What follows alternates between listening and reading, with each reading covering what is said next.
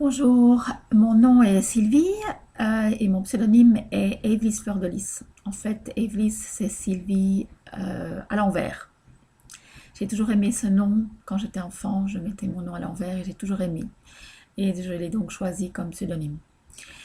Je vis en Espagne, à Malaga, depuis plus de 30 ans et cela fait plus de 20 ou 25 ans que j'analyse et je fais des recherches sur mes propres rêves que que je partage après dans un blog que j'écris en espagnol.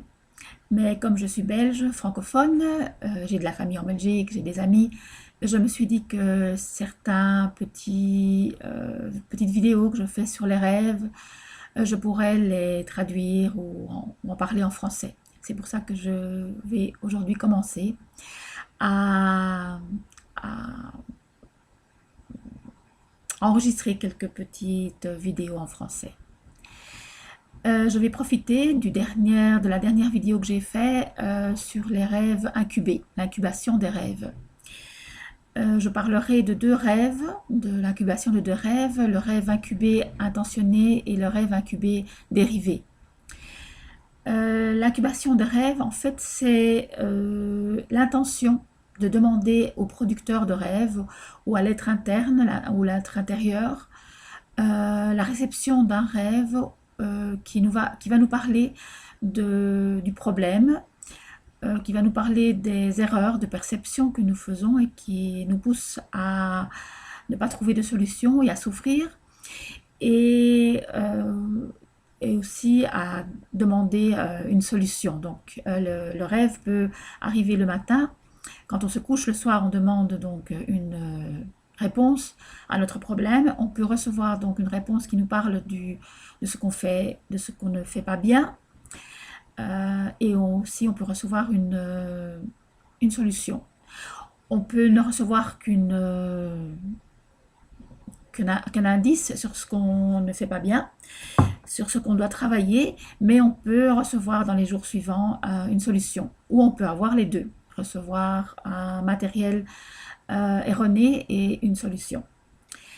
Donc, en fait, quand on se couche le soir avec l'intention de poser une question sur un problème qu'on a, on fait le travail d'un rêve incubé, intentionné. Donc, j'ai une intention, je sais de quoi je vais parler, je connais le problème, et donc je demande au producteur de rêve, à l'inconscient, à mon propre inconscient ou à mon subconscient, je lui demande de me donner une solution. Et donc le lendemain matin, c'est beaucoup plus facile à travailler parce qu'on va justement s'occuper de la question.